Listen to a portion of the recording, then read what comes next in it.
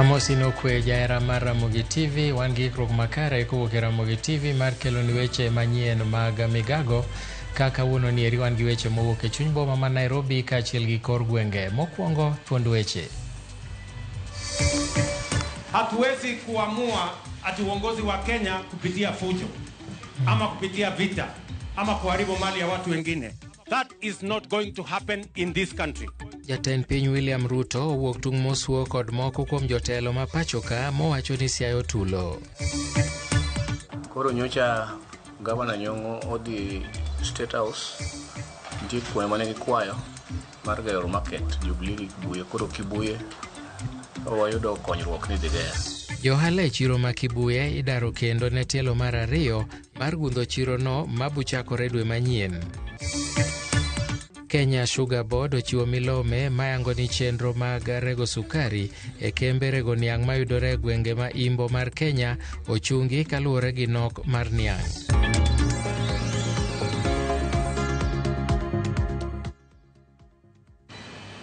Erokamano kuom thuolo mari nyako Ramogi, in gi thuolo mar oro ote machuok motudore gi weche manyien e laini marwa mar ote machuok 23600 machiegni. Nyinga Milton Ochieng Awuor. Jatend piny William Ruto okone jok mageto thuolo oko sirikal mare nigi paro molew kendo gin gi paro morem kendo ni onge thuolo kata matin ma thuro oko sirikande. Ruto nyonore ni sirikal mare biro kawo okang' magen ne jok matemo wang'o tesende mag obila kata donjore kod arita kwe mar piny. Wabiro kelo ni mathoth e wi sigana no ero e seche ma biro go. Komachielo en ni gavana ma Isiolo Abdi Guyo notony e lwet senators kendo koro nyalo dok e apisi bang' senators maromo 32 goyo ombulu kasiro ni gavana Abdi Guyo ne ok othich oko gi county assembly kaluwore gi chik. Kata kamano senators 12 to nyogo ombulu mar siro ni Guyo nothich oko kaluwore gi chike. Speaker Amazon Kingi kane golo ng'eto maduoko Guyo apisi nojiwe mondo mi omany kwe kinde kod jotelo mag Isiolo mapiyo kaka nyalore, nono to pod buch thiche oko nyalo duogo mane Senate. Guyo yande ni tudo kod tiyo marach kod apisi ndiko jong'adne rieko maromo 31 ataro machik chiwo rak mag mibadhi e kind mamoko. That very fat file, it contains the things that residents of Isiolo said during the public participation, that they have high hope in this House, Mr. Speaker, that we will grant them justice, that they will have an opportunity to correct a decision they made on the 8th of August 2025. It will be the darkest day, Honorable Speaker, when me, as a lawyer who's also an appointed officer of the court, the person who has been crying all over the place saying we need to respect the rule of law, and that the cornerstone of rule of law is obedience of court orders. I was one of the lawyers for Miguna. We got almost 12 court orders. They were all disobeyed by some people now who are running around telling us about court orders in this country. So, Honorable Speaker, for me, the question as to whether there was a sitting has already been answered by the Assembly themselves. Isiolo is not safe today. The Assembly is not safe after today. I am not safe after today. Isiolo people will not be safe after today. And I can see the people who actually normally fight me in the social media, they are all here watching. To the governor, let me offer you unsolicited advice. This is not a win. And therefore the Senate does not expect you to go out there chest thumping. This is a postponement of your case.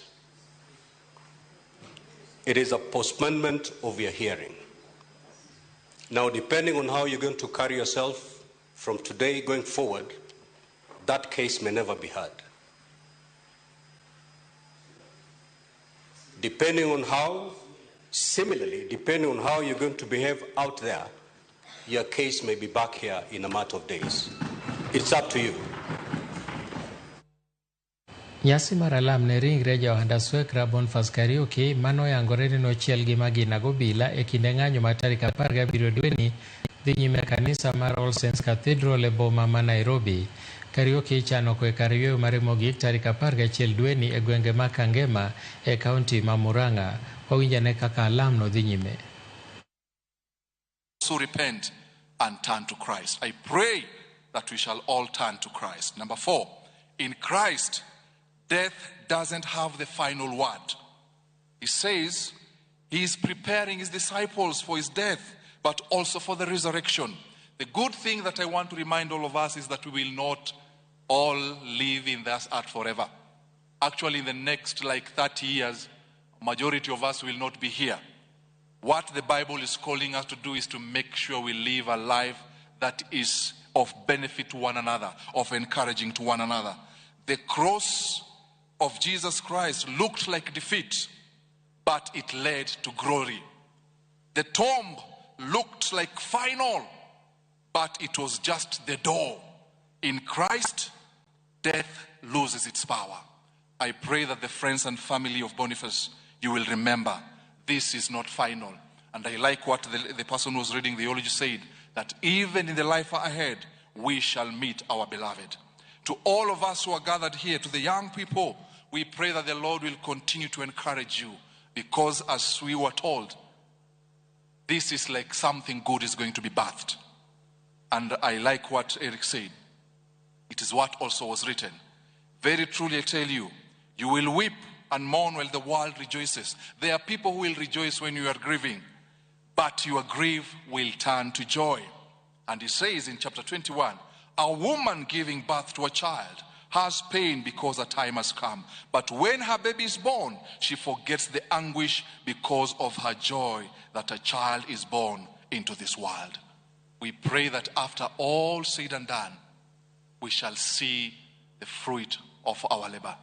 Each one of us, we pray that each one of us who have been entrusted, that after all said and done, we'll one day and say, indeed, from what has happened, we have seen God coming through.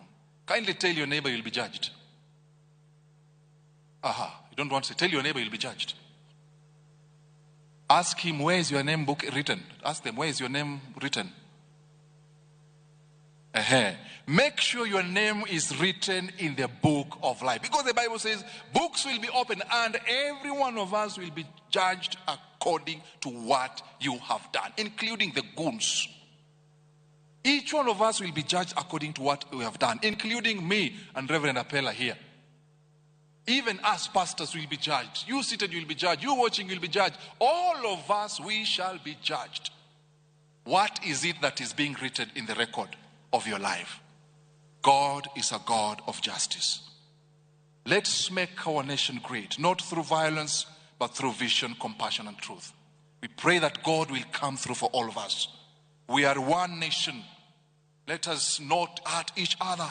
Let us build a country where every life counts, where justice is real, and where no parent buries a child because of any form of injustice. That is our prayer today, that God will help. Jalup Jatend Piny Kithure Kindiki oyango ni sirikal Kenya Kwanza oketo maino loso thuolo mag tije ne rowere pacho ka kokalo kuom chenro mar kazi mtaani, kazi mitandaoni kaachiel kama bende rowere nyalo tie mbui kod kazi majuu kama imanyo ne rowere tije e pinje maloka. Bende oyango ni nitie chenro machiwo oboke ne jotije maonge oboke kaka yor neno ni giyudo tije e yo mayot, ka bende opuoyo riwruoge maya e pinje maoko ma osebedo ka konyo piny Kenya e yore mag neno ni rowere oyudo tije. Oyango bende ni chenro oseketi makare mar yawo ayanga chenro machiwo tije e kambi mar Huawei kokalo kuom Huawei Labs Job Fair 2025, chenro ma ibago e mbalariany ma Nairobi kendo biro neno ni rowere obedo gi yuto makare. Which now more than ever validates the strategic focus of this government in pursuing job creation and income opportunities for our young people. The International Labour Organization World Employment and Social Trends Report of 2025 highlights that youth unemployment continues to be significantly higher than the adult unemployment rate. In some countries, youth unemployment is 3 or even 4 times higher than adult unemployment. If we have to empower young people to realize their present and future dreams, technology must be at the heart of finding solutions to job creation and creation of opportunities.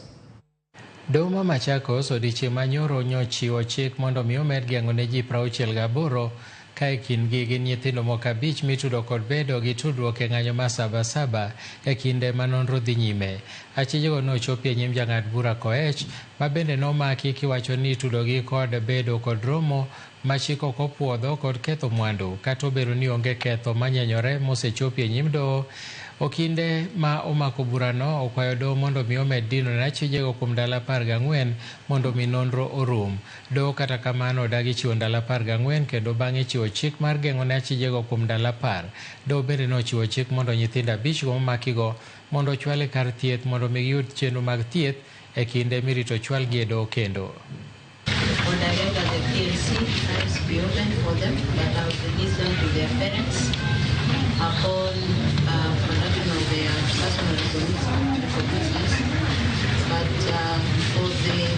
subject, we have no one. The visitor have budgeted TV. It needs to have your parents here. We demanded at children's home, my airport, awaiting PNC file. We mention it next week.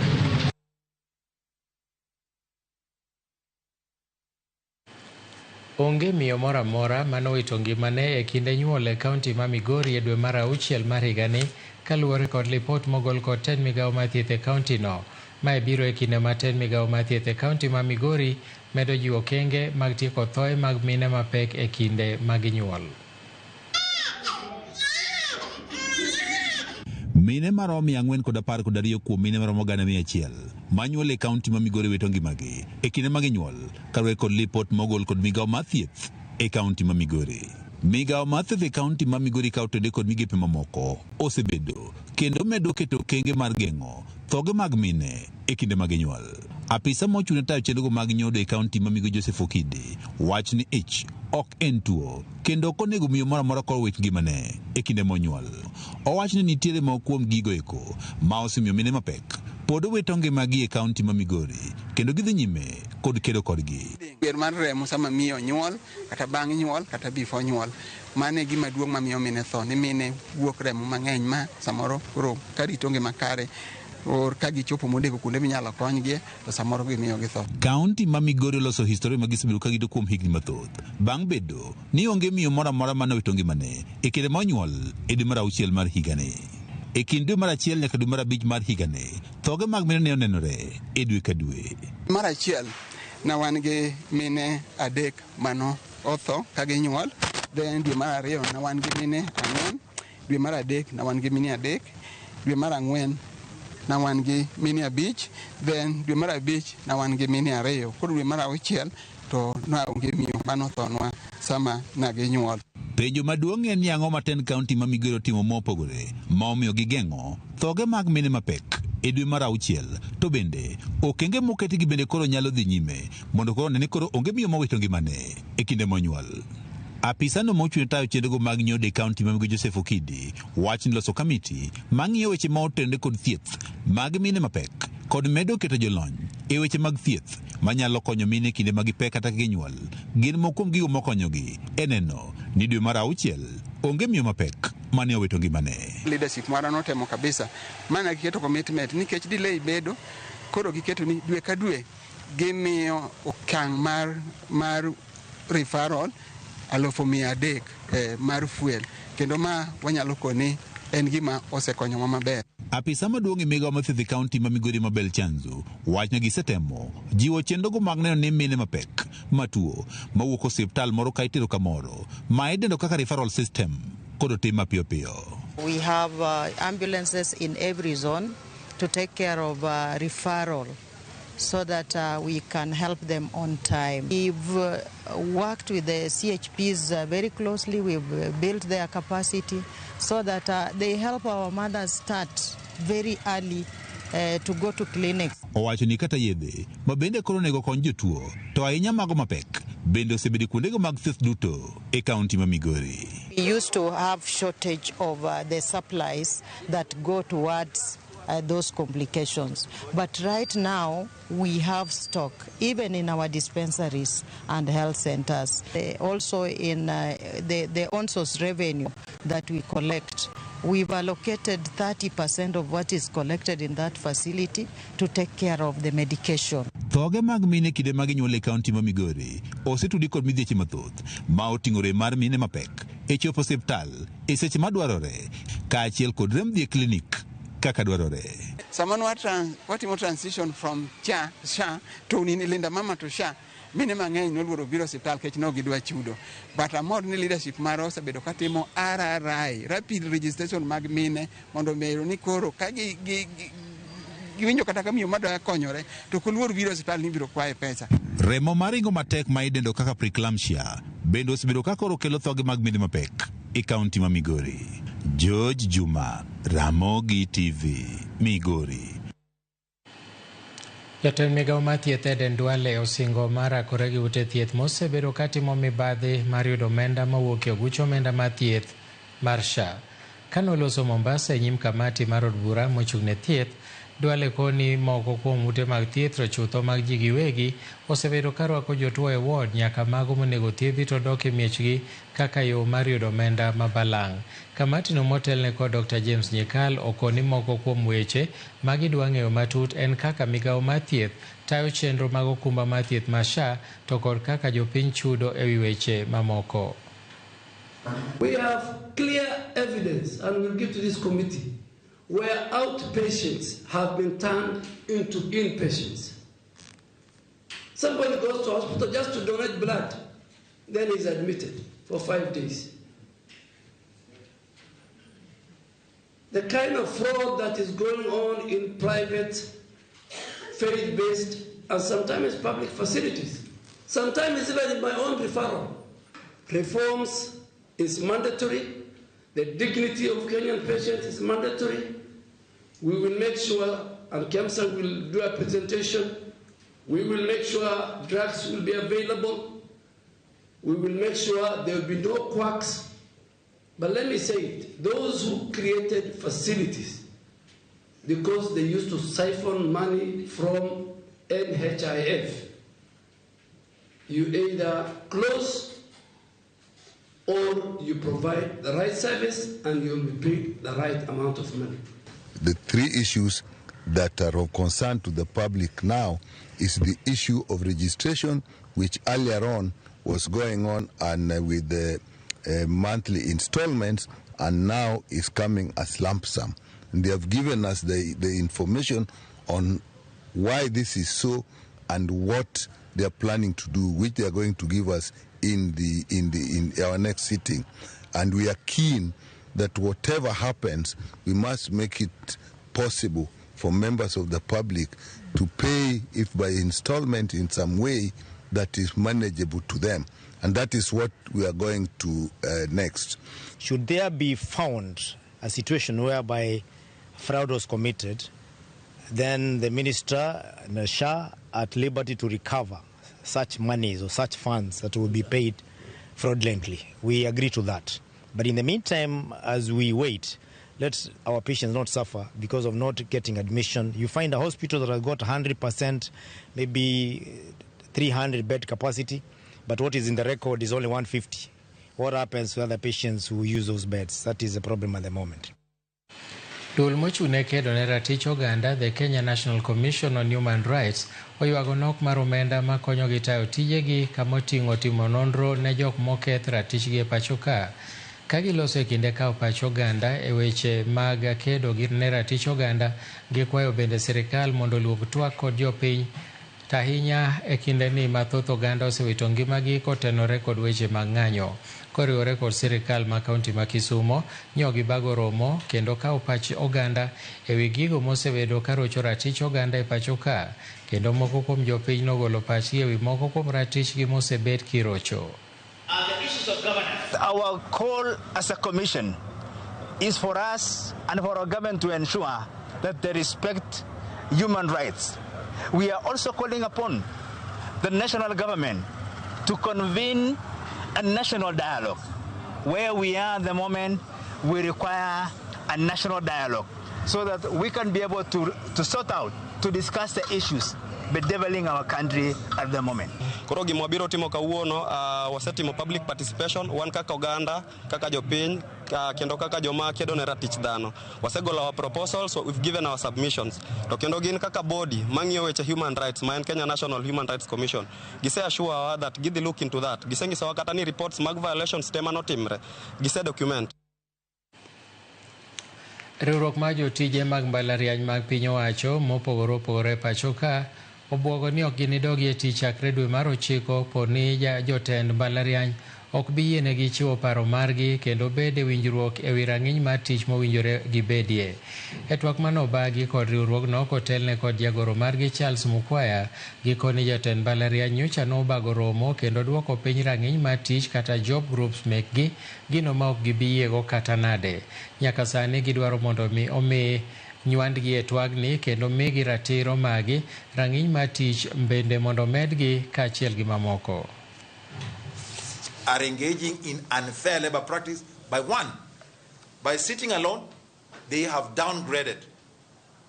One of the things that they have done, they have downgraded the current job groups that cover employees in our public universities. 2, they have created their own highest job grade, that when they retire from their tour of duty as vice chancellors comes to an end, they come back to the university, but they will occupy job grade in the university. Whereas for the rest of the staff, they have downgraded their job grades. That is unfair labor practice that we are saying. The new academic year is beginning in September. If this matter is not remedied, we are prepared. When the students come back, we are prepared to sing our usual song. Gie kinde ni jalup jatend piny Rigathi Gachagua twak adwani mondo wadhi ane achiel kachiel mondo wawinj ane gimowacho. Our concern to them and all of us for our common good. On the 7th of July 2025, during the 35th anniversary of Sabasaba, Kenyans from all walks of life led by Gen Zs, unarmed and peaceful, went to the streets. This is not the first demonstration that has happened in Kenya this year where lives have been lost and property destroyed. Unbeknown to these peaceful demonstrators, the tired regime of Ruto had a well-organized state-sponsored militia in cohort with the police and other state security agencies to maim, kill and destroy property and blame it on the Kikuyu community and specific leaders who are perceived unfriendly to this killer regime. This targeted profiling of the Kikuyu community and destruction of their specific business is an economic sabotage not new to the narrative of William Ruto. On the 30th day, this state-sponsored militia, under instructions and guidance from the police, were dropped in different places in the country, and mostly in the Mount Kenya region and other regions not perceived friendly to the government. They were strategically dropped past midnight, and then roadblocks were placed by the police while others was dropped early in the morning. The militia were procured by Ruto, governors and MPs allied to him. These regions include Nairobi, Kiambu, Kajiado, Kisii, Nyeri, Murang'a, Kiambu, Kirinyaga, Meru, Nyandarua, Kajiado, Kitengela, Ongata-Rongai, Machakos, Embu, and in Wote. They had clear instructions to loot and destroy specific properties under police supervision. A killer squad of 101 that works under the Director General of the National Intelligence Service, Nuruddin Haji, was armed with assault rifles and drove in a convoy of unmarked Subarus, shooting and killing innocent protesters aimlessly in the streets and estates. This squad in Subarus, hooded and masked against court orders, are disguising themselves as DCI's officers, yet we know they are not. In fact, I would like to clarify that the National Intelligence Service has procured Subarus to give an impression that this killer gang is from the DCI. The truth of the matter is that this has nothing to do with the DCI. This is the National Intelligence Service. And this squad of 101 people was formed when I was still in government. Officers were recruited from the Administration Police Unit for special training by NHIF on abductions, killings, and cover-up. And this is a squad that is killing the people of Kenya. The killings and the business destruction pattern point to William Ruto's ethnic profiling narrative, which he is a master with no rival. With a close coordination of PS Interior Raymond Omolo, this narrative was boosted online by state bloggers to spin the narrative. The Cabinet Secretary Kipchumba Murkomen's public to shoot to kill order, coupled with assurances to police officers that the government will not cooperate with the investigators in police conduct, has emboldened security forces. Police officers are now on record threatening citizens who are in their homes, boasting of their license to kill, acting with a confidence that can only come from the highest echelons of power. Mr. Murkomen's admission that these are not just instructions from him but orders from above removes any ambiguity about where responsibility lies. It will be recalled that in the run-up to the 2007 general election and its aftermath, the narrative of 41 against 1 was a masterpiece of William Ruto. The target was profiling Kikuyus against the rest of the country. To a large extent, he succeeded, and every Kenyan knows what happened, and it is also fresh in his mind of the ICC ordeal still hanging on the neck of William Ruto today. We remind William Ruto that his ICC cases are not yet over. They have been posed after witnesses disappeared, and what he is pretending over are crimes under the Rome Statute. It is clear history is repeating itself, and the architect William Ruto is back on the deck. He is hell-bent to finish his unfinished business with the people of Mount Kenya, destroy their businesses, and make them black sheep of Kenya. Despite this horrible experience, the people of Mount Kenya voted William Ruto to a man in 2022 general elections against the advice of President Uhuru Kenyatta, whom Mr. Ruto had branded as a drunkard and a useless leader. Today, the people of Kenya, and especially the Mount Kenya region, feel sorry that they did not heed to the advice of Uhuru Kenyatta. These state-sponsored militia were key in touching of various parts of the country with ease of police assistance to prefer terrorism charges on specific people from the Mount Kenya region. So far, about 50 young people are in courts in trumped-up charges of terrorism in scenarios of state-managed crimes by the state. Again, this is a clear onslaught on the Kikuyu nation.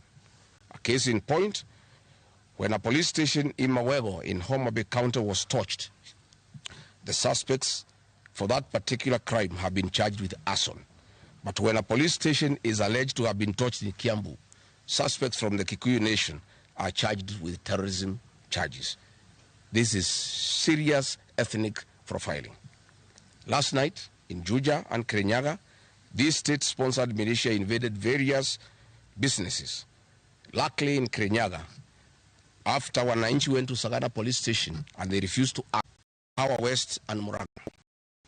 Nice supermarkets, hotel and petrol station, and nice city in Mwea in Kirinyaga. County supermarkets in Kabati and Kirinyaga. Power Star supermarkets, Quick Mart supermarkets in Eastern Bypass, Shell and Totomin markets in Roiru, Chill Post Hotel in Gong, Boju Shop in Keserian, Homegrown Supermarket among others, and the Family Bank in Kahawa and Roiru.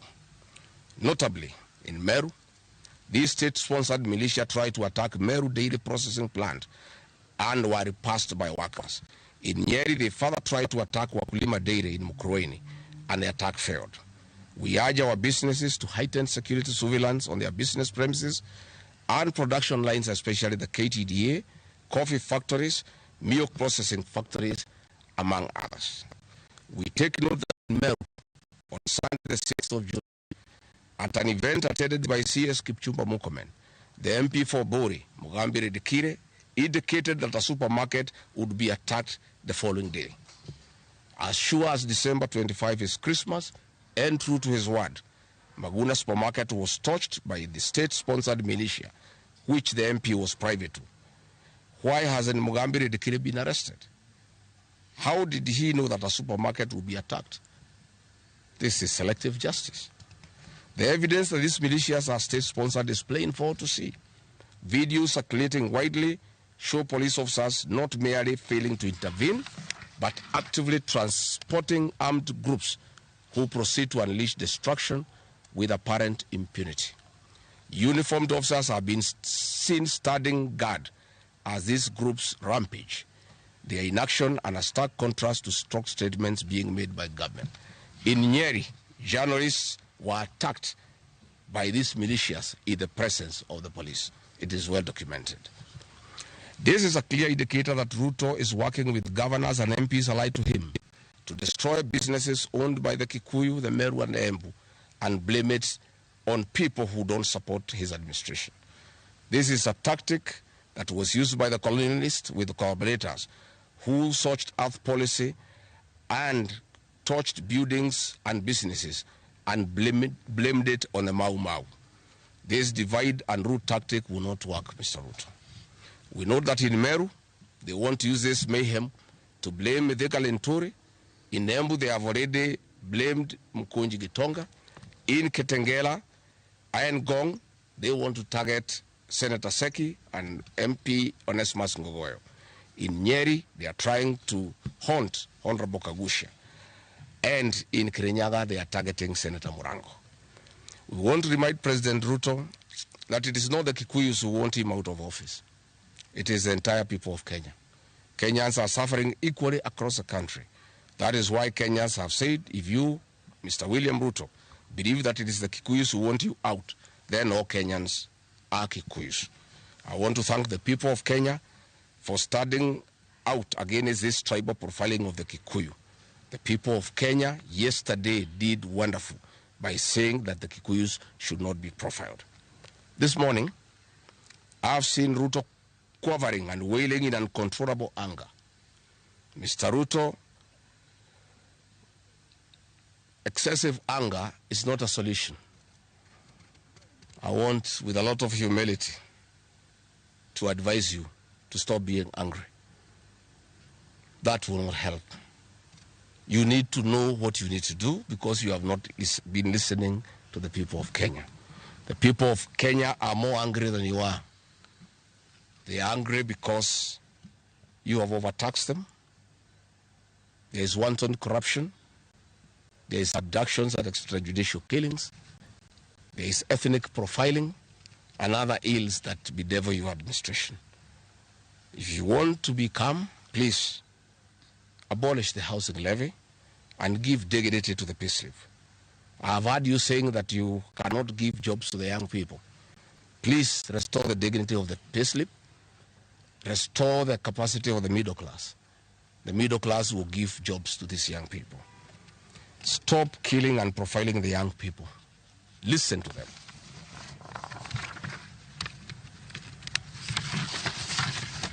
Stop abductions and extrajudicial killings. Abolish, disband the killer squad of 101 officers at Danodin Hajj. Give hustlers the jobs that you promised them. Mr. William Ruto, you are the one who promised. You cannot cry today that you have no solution, saying that other presidents have not been able to do it. You are the one who promised these young people. Stop police brutality. Stop abductions and illegal detentions. Get the hustlers from the bottom of the economic pyramid as you promised. Yes, Mr. President, we agree there were other presidents before you, as you have rightly stated, and true, they never went through what you are experiencing today. May it please you to know that the reason why Kenyans rarely had problems with them, Mwai Kibaki and Uhuru Kenyatta were guided by the Constitution and the rule of law. They did not capture our constitutional institutions to work for them, instead of working for Kenyans. They never killed children. They never attempted to build churches in State House. They never organized militias to destroy people's property and kill them. That is why you have a problem. And we also want to remind you that Mwai Kibaki had a difficult time from you, William Ruto. Videos are everywhere. You cannot say that Mwai Kibaki did not face resistance. It's on record that you gave hell to President Kenyatta for 5 years. So it is hypocritical for you to allege that Mwai Kibaki and Uhuru Kenyatta had a very easy time. Most of the problems Mwai Kibaki and Uhuru Kenyatta had came from yourself, and it's on record. We want to advise you that the one-term movement is not getting you out of power outside the Constitution. Mr. President, nobody wants to throw you. Nobody wants to overthrow your government. Nobody wants you out of power through unconstitutional means. Mr. President, I and the people we work with are on record. We want to remove you from State House through the ballot in 2027. This narrative you are creating that there is an attempt to overthrow your government is for you to have the opportunity to use the Terrorism Act to profile communities and to persecute leaders who are opposed to your administration. Please relax. We want you to serve your one term. Nobody wants you out of government unconstitutionally. Nobody has any plan to overthrow your administration, Mr. President. We want to face you on the ballot in August 2027. So just relax and stop crying wolf that anybody wants you out of office unconstitutionally. There is no leader here who is planning a coup, and none has the capacity. And nobody is interested. The leaders in this country, and indeed 95% of the Kenyan population, want to humiliate you at the ballot. They relish that moment. None of them would want you to go out through any other method, unless, of course, you decided to resign on your own volition. So please stop creating this narrative. This narrative is to enable you to use anti-terrorism law to persecute leaders and to persecute the Kikuyu community. If you speak out online, Mr. President, you want to use the Terrorism Act to harass people. If you dare challenge your administration, you want to use the Terrorism Act to deal with people who are opposed to your administration. My fellow Kenyans, let us not be deceived. William Ruto has stripped away even the pretense of democracy. What we are witnessing is not the rule of law, but the rule of fear. This is not the behavior of a government that serves its people. This is the machinery of outright dictatorship. Finally, I want to announce to the people of Kenya that tonight I will be traveling to the United States of America to talk to the Kenyans in diaspora and the international community about the state of the nation. I would have wanted to stay in the country at this very difficult time when our people are under siege, but I have engagements that I'm not able to postpone. I have been threatened by people close to William Ruto, who called some of my people today, that they will want to stop me from leaving the country. I have no problem. If you want to come and arrest me at the airport, as you are threatening us, you can go ahead. I don't have a problem. You cannot sell fear to us. You know, even if you sold us fear, we cannot buy. You know, and therefore, as I'm out of the country, unless I'm stopped from going, still okay. I'll be here because this is my country. We have made sufficient arrangements with other leaders in the united opposition to create a pool of lawyers to come in through for our young people who are being persecuted on trumped-up charges of terrorism. And I want to explain. I have heard the president saying that people have attacked police stations and the law courts. It was all stage managed by the MP for Kikuyu. How do you explain that people can walk into a police station and they are not armed and take over the police station from armed police officers? How do you go to the courts that are guarded by armed police officers and touch them? All these attacks of vital installations were stage managed by William Ruto through Kimani Ichung'wah to create the opportunity to prefer charges against people using the Anti-Terrorism Act. That is the reality. So nobody has attacked any police station. They were all stage managed by government. And what is happening is history is repeating itself. This is exactly what Moi did in the 80s against the Kikuyu community. After the abortive 1982 coup She used sedition laws and the clandestine Mwa Kenya movement to profile the community and hound people into court, and they'll be taken by Bernard Chunga after 5 p.m. This is history repeating itself. I want to ask our people to be calm, to be cautious, and to be strong. I want to appeal to our young people, the Gen Zs. Looking at the scenario of what is happening and what William Ruto has planned, I want to ask my children, my sons and daughters, to consider applying the next onslaught against the President William Ruto by getting IDs and registering as voters so that they can deal with William Ruto on the ballot. Because I fear for them. Anytime they go out to the streets, they are killed like chicken. I would like to preserve to us these children. We would like to live with them. We would like to see them grow. And when we look at the desperation of William Ruto and the brutal force he is using against these children and the use of state militias to attack them, I would like to plead with them to consider, to join us, we in the opposition, by registering as voters. And in 2027, we'll be able to get rid of President William Ruto. William Ruto, finally, let me ask you a question.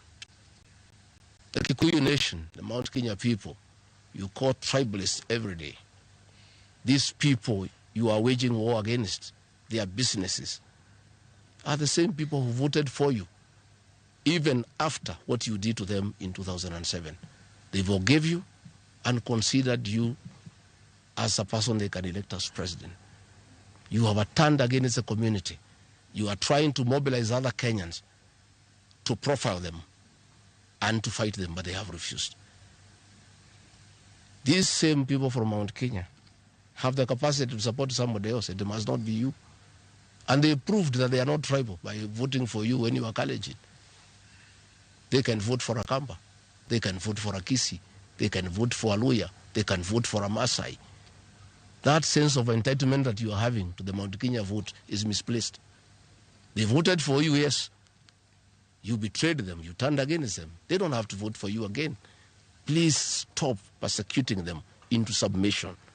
They will not submit to your brutality, to your vicious attack against them and their leaders. That I want to tell you for free today. I have listened to you talking with a lot of anger, calling them tribalists. They are not. How can they be tribalists when they voted for you and you are not one of them? But you don't have a sense of entitlement that they must vote for you. You know what you have done to them and why they have reacted the way they have. And I want to assure you, you cannot scare them into submission. Even if you jail them, they will not submit. These are seasoned descendants of the freedom fighters, and they cannot be intimidated. So let me encourage my leaders here as I go away to remain strong, to remain focused, and to speak for the people of Kenya. I am I have a lot of gratitude to the Honorable Stephen Kalonzo Musyoka and Eugene Wamalwa, who have been caught the whole of yesterday and today, standing strong and defending our young people who have been framed and charged with treason. For those two leaders, I want to give them the gratitude of my community and our leadership. They have come through for a community when it's under siege, and we are indeed very, very grateful. I want to ask our leaders here to be vigilant and to continue speaking out to the people of Kenya. Should the situation get out of hand and I need to cut my trip short and come back to join the other leaders in defending our people and speaking for them, I will gladly do so. Thank you very much. Good. That's comprehensive. I don't think iko maswali hata kidogo. Labda ile watu ya Kameme iko na Igoro.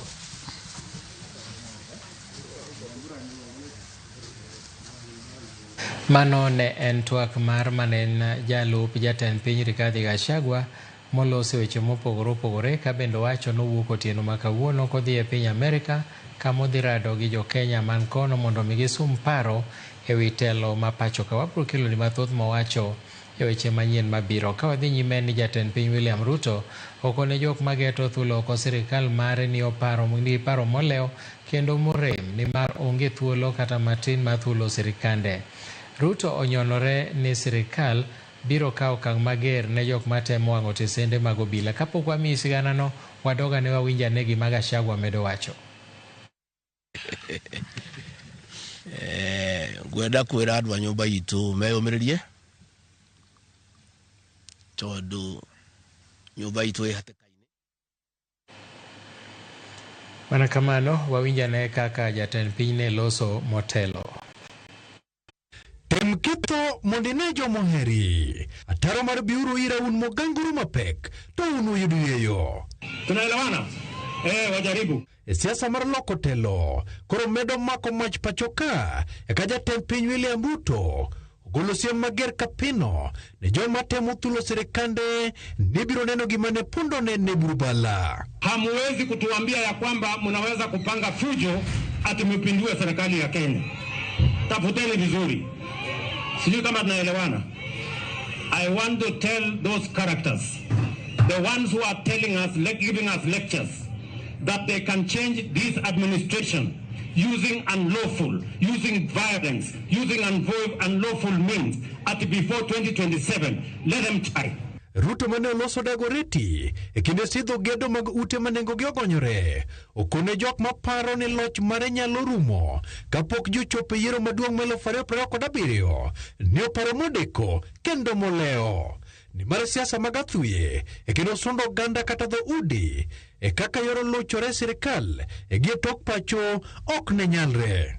Kwanza niliona ati wanasema ati sasa hawatangojea 2027 ati tupige kura, ati wanataka kupanga fujo, ati wapange maandamano, ati wachome mali ya watu, ati walete maafa Kenya, ati ndio wapindue serikali ya Kenya kabla ya 2027. Mimi nataka niwaambie wajaribu, watajua hawajui. Wajaribu. Ala, hii ni Kenya ya demokrasia, my friends.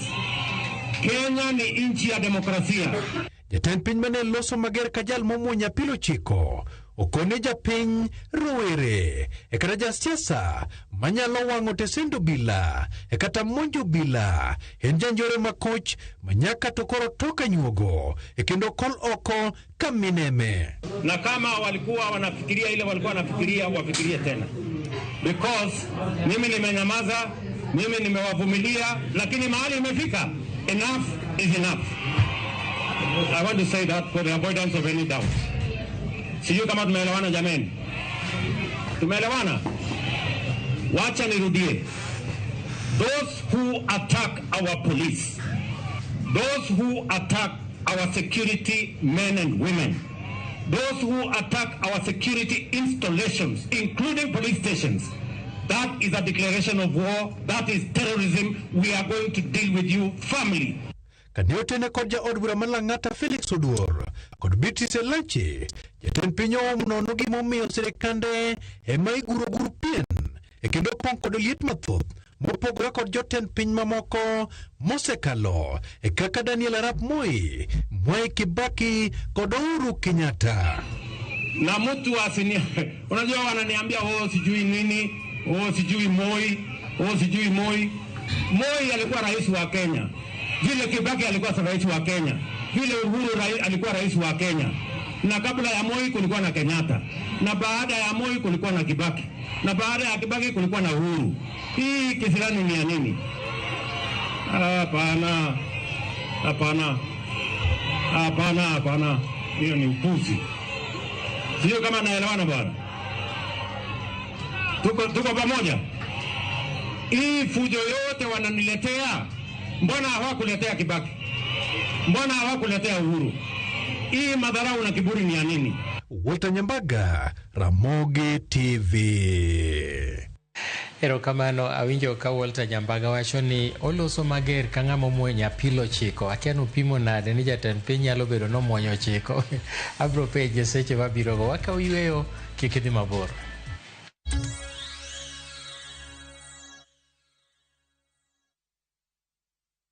Introducing Wigo, your trusted ride. The ride with the most reliable, verified, efficient and transparent drivers. With fabulous cashback incentives for passengers, each trip on Wigo feels like an upgrade. Download Wigo from Play Store or App Store or SMS Wigo to 20425 and ride with confidence. Wigo, let's go.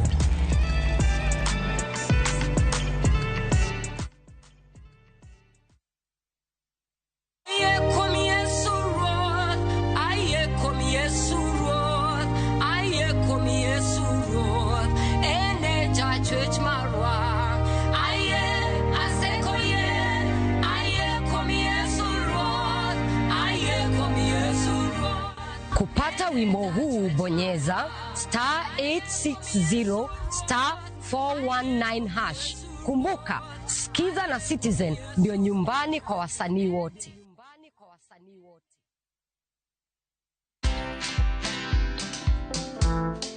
Vile nilianzaga ilikuwa ngumu, hata mguu ilikuwa inachoka.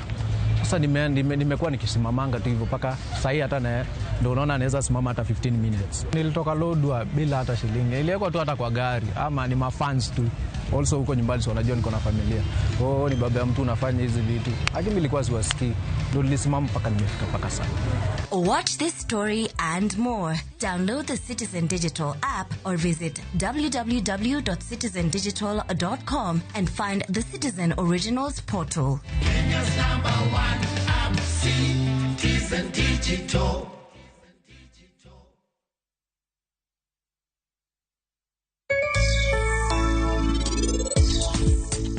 Nitiere yore mang'eny mabende ng'ato nyalo geng'o tuoche mabende yudore e puodho. Thoth ji mang'eny tiyo gi yedhe ma ging'iewo e agrovet, ka bende nitie jogo mong'e loso yath gin giwegi ka gin e miechegi.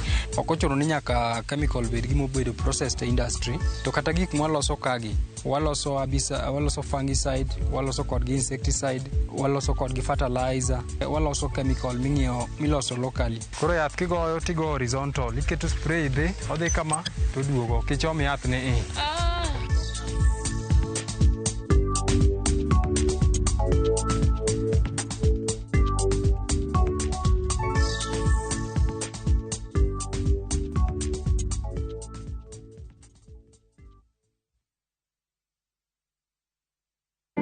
Ready for Bali? Ride the waves of Melasti Beach, explore Uluwatu Temple, and enjoy thrilling water sports. Snap Insta-worthy moments in Ubud, Tegenungan Falls, and Wanagiri Hills. Cruise to Nusu Penida Island on a full-day tour. Fast boat and lunch included. Take in volcano views, temple tours, and tropical bliss, all in one trip, starting from 182,000 Kenya shillings per person sharing. Flights, 5 nights, breakfast, tours, and transfers all included. Book now. Call or WhatsApp View Travel on 0703 254 254. View Travel. Dream, explore, discover.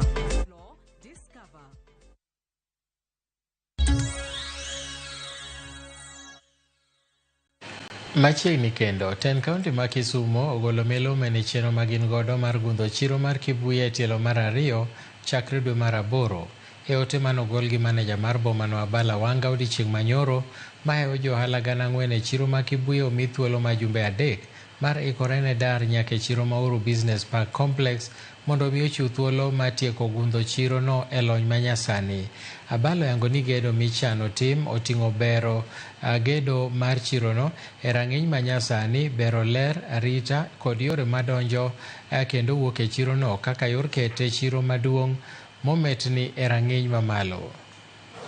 Wanyise jo ohala ma Kisumu City nikech ng'eny jo ohala ma Kisumu City wuok Kibuye. Koro nyocha Gavana Nyong'o odhi State House, nitie kwayo mane gikwayo mar gero market Jubilee gi Kibuye. Koro Kibuye wayudo konyruok ni dhi ger. Wadwa ni ging'e Kibuye traders ong'e ni koro idhi ger Kibuye. Koro wadwa ni traders ma Kibuye hore uru udhi uru market, wadhi miu space maber mondo gernu chiro Kibuye nikech koro president osegolo pesa Kibuye. Koro wadwa chako chon, waketnu shades, wa create space, wane kaka ji nyabiro, jo wholesale, jo mitumba, jo food staff, waborado kodgi wik manyien to wamiyogo boke to nego gicho ochak bede pachgi. Kenya Sugar Board ochiwo milome mayango ni chenro mag rego sukari e kembe mag rego sukari mayudore e gwenge mag Imbo ma Kenya ochungi kuom kinde mar dweche 3 kochakore tarik 14 dweni. Maeri en kaluwore ni nitiere nok mar niang' mochiek malong'o manyalo konyo e chenro madhi nyime kod rego niang'.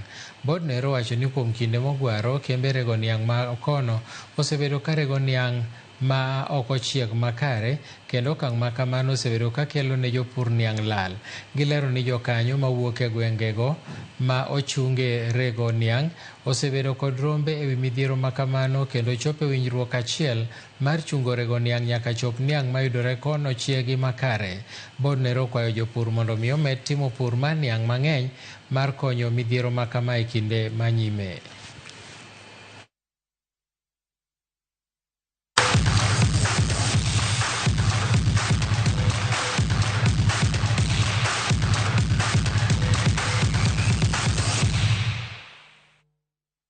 Jatugo mar Auma mar tenis Jannik Sinner nochopo e quarter finals mar Wimbledon kata kobedo ni ne en gi hinyruok e bade. Nyawadgi mane gilaro godo thuolo mar quarter finals Grigor Timotiev noyudo hinyruok e kor tugo e set mar 2, gino manomiyo jatugono thuolo mar kawo loch. Gi e kindeno Novak Djokovic